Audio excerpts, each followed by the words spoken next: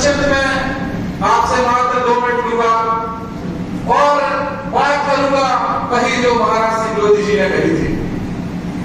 साथियों, आज मानवर साहब ने पूरा जीवन इस बहुजन समाज के लिए खपा दिया, पूरे जीवन भर घर नहीं गए, कभी घूमते हुए सेठ में जेब नहीं लगवाया, कभी किसी प्रकार की संपत्ति नहीं बनाई।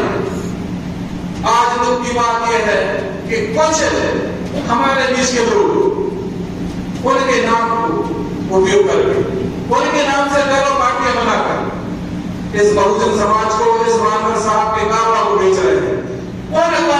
उनको उस कारवा बेचने वाले को आपको थोड़ा पहचानना होगा। मैं किसकी तरफ इशारा कर रहा हूं, खासकर मेरे युवा साथी खड़े हो पहचान गए होंगे, समझ गए होंगे। साथियों, सबसे पहले आज हमारी लड़ाई एक चीज से, वो अपने से। हमारी लड़ाई भाजपा कांग्रेस से नहीं है, हमारी लड़ाई बीमारी से, हमारी लड़ाई आजाद समाज पार्टी से। जिस प्रकार से आरएसएस ने और भाजपा ने एक प्रोजेक्ट तैयार किया, मैं उसमें रहा। जब यहाँ बीमारी कोई जानता नहीं था तब मैं रहा और मैंने पूरे प्रदेश में काम किया और प्रदेश के 52 जिले मैंने तैयार किए, सिर्फ इस कारण से कि हमें कोई बहुजन समाज पार्टी को करना है। लेकिन ये बीमारी संगठन है, युवाओं का संगठन है, कम से कम इसके माध्यम से आंदोलन को कर सकते हैं। लेकिन जब मुझे पता लगा, मैं वही घटना बार-बार इसलिए आप लोगों को दोहराता हूं कि कम से कम जो यहाँ बीमारी के साथी हैं, जो कांशीराम साहब वो अपने लेवल गुरु मानते हैं और चंद्रशेखर भाई को आज जो कहते हैं कि सबसे बड़ा मसीहा बहुजन समाज का, सबसे बड़ा मसीहा, सबसे बड़ा रक्षक संविधान का चंद्रशेखर आ जाते, तो उसकी सच्चाई मैं आपको इस मंच के माध्यम से बताना चाहता हूँ। 24 अप्रैल की घटना है, जब 24 अप्रैल को रेल द्वारा एक जोड़ा का एक्सीडेंट हुआ, 18 साल का बच्चा जब मर जाता है उनके कांपड़े में, तो चंद्रशेखर भाई को टाइम नहीं रहता उससे मिलने, गाड़ी रोक के या उनके परिवार से मिलने। एक शादी में जाते जिलाध्यक्षी धर्मेंद्र अग्रवाल की और दिन बत्ती से एक्सीडेंट होता है और तुम निरंतर 10:30 बजे रात तक वहां शादी में शरीक रहते। लेकिन जो तुम्हारा कार्यकर्ता था जिसने आप किनारे लगाए, देखो देखो कौन आया, शेर आया, शेर आया, शेर शेर करके वो ढेर हो गया बनी आपकी गाड़ी के नीचे। लेकिन वह चंद्रशेखर रावण वहां वापस नहीं गया।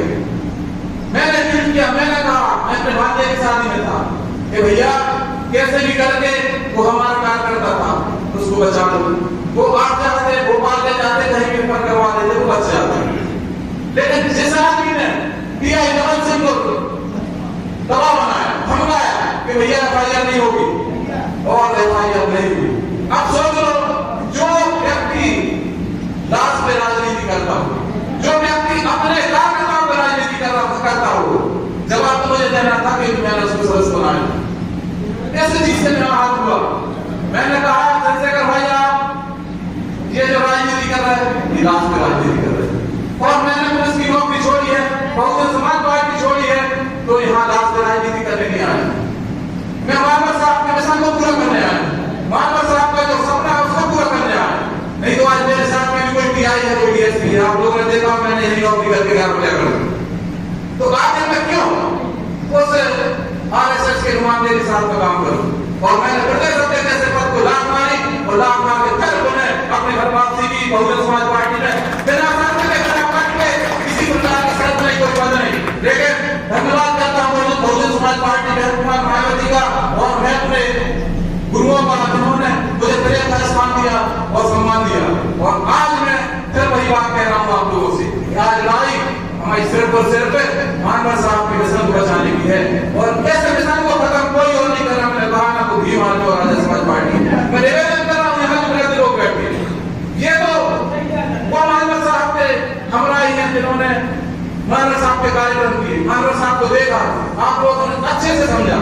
तो मैं निवेदन कर रहा हूं आप लोगों से हाथ जोड़ के कि अपने बच्चों को आप संभाल लें, युवा साथियों को संभाल लें, कहीं ऐसा ना हो, क्योंकि इस भारत में लाखों युवा जेल में हैं आज बीमारी के कारण।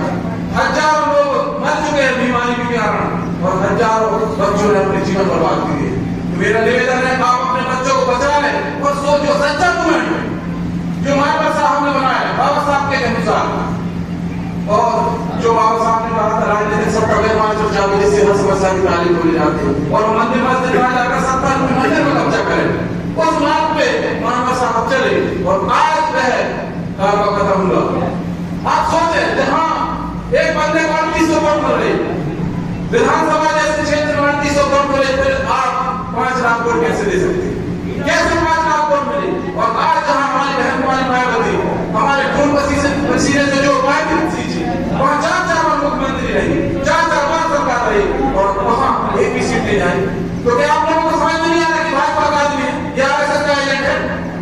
एक चीज और ध्यान रखें, जहां आज भाजपा के जो कट्टर विरोधी कहें, उदाहरण के लिए अरविंद केजरीवाल, कट्टर विरोधी कहें हेमंत सोरेन, ये जेल जाते हैं, ये जेल में जाके चपटियां पीसते हैं, लेकिन चंद्रशेखर भाई आपको 90 केस, एक नहीं 3 लाख रुपए दिया और उसके बाद में भी आप बाइक का सुरक्षा देते।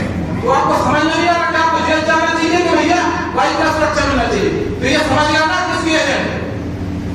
आज अंसारी जैसों को गोली मारी जा रही है, अंसारी जैसे लोग मर रहे हैं और हम और आप लगे हैं चंद्रशेखर भाई जिंदाबाद, चंद्रशेखर भाई जिंदाबाद, जय जय भीम, जय जय भीम। लेकिन भीम को नहीं समझा, मानवर साहब को नहीं पढ़ा।